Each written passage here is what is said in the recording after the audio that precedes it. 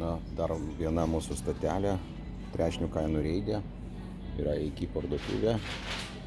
Ir čia trešnės nubraukta kaina 10,99, padaryta 45 procentų nuolaida,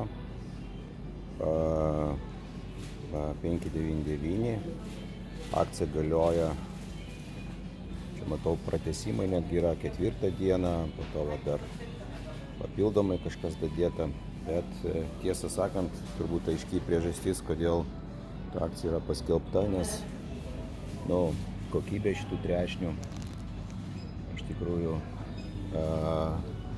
net nežinau, ar verta 6 eurų. Pabandėm pažiūrėti, kaip tai atrodo kitose dėžėse.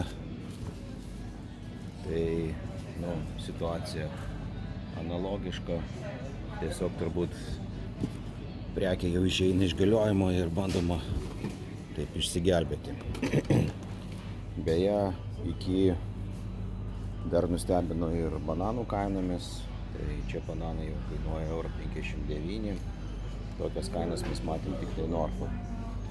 Tai ką, tiek iš ūkyje apie trešnės, einam pažiūrėti, kokios kainos yra kitose parduotuvėse.